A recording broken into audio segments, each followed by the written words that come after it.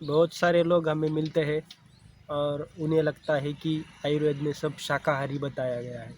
तो आज हम उसी टॉपिक पे बात करने वाले हैं। कुछ जो लोगों के माइट है, गलतफहमियाँ लोगों के मन में आयुर्वेद के रिलेटेड है, उसके बारे में उसी टॉपिक पे आज हम बात करने वाले हैं। नमस्कार, मैं वैद्य संदीप मधुकर साखरे, शिव आयुर्वेद पंचकर्मा एंड बाल आयुर्वेदालय कीडिया प्लॉट अकोला।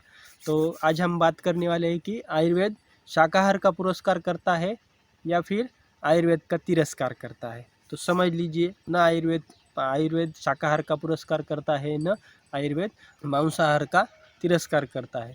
आयुर्वेद जो है वो व्यक्ति के आरोग्य के बारे में सोचता है, आरोग्य के बारे में, स्वास्थ्य के बारे में सोचता है। अगर आयुर्वेद में बहुत सारे नॉनवेज रेसिपी भी आई है, नॉनवेज वनस्पतियों का भी उपयोग किया गया है और वेज वनस्पति का भी उपयोग किया है, रसकल्प का भी उपयोग किया है। तो इसलिए ऐसा हम नहीं कह सकते कि आयुर्वेद शाकाहार का पुरस्कार करता है। ऐसा आपको लगता होगा तो आपकी धारणा है, मगर अगर हम जब संहिता ग्रंथ पढ़ते हैं तब हमें ऐसा मालूम गिरता है कि आयुर्वेद में अलग अलग वनस्पतियों के साथ में अलग अलग प्राणियों, पक्षियों और उनके मांस के भी गुणधर्म का भी वर्णन अपने को देखने को मिलता है। उसका उपयोग भी औषधि में किया गया अपने को प्रतीत होता है, दिखाई देता है। जैसी आपकी रिक्वायरमेंट होंगी वो हिसाब से वो चीज़ें बनाने को आचार्य ने कहा है। तो मतलब इसका मतलब ऐसा हुआ क्या कि अगर कुछ वनस्पतियों का प्राणियों के मांस का गुणधर्म बताया तो उसको मार के खाना चाहिए क्या? तो वैसा नहीं है। आयुर्वेद में वनस्पति को भी उसमें जीव है, प्राण है, ऐसी बात कही गई है।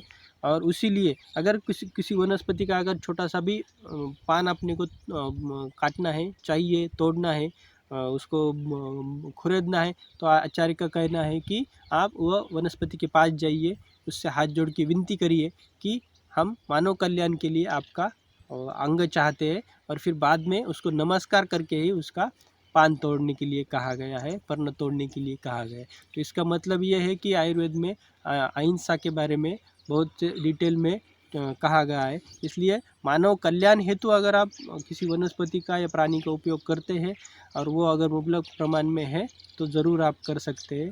तो ऐसा नहीं है कि आयुर्वेद मांसाहार का पुरस्कार करता है, कभी भी नहीं है। आयुर्वेद के बारे में बहुत सारी गलतफहमी बताई गई है। कुछ अगर कहीं किसी मांस का वर्णन किया गया है तो उसी के साथ में वनस्पतियों के कल्प का भी वर्णन उसमें आया गया है। अगर वो मांस उपलब्ध नहीं होता है तो आप वो वनस्पति से भी आपकी बीमारी कम कर सकती है।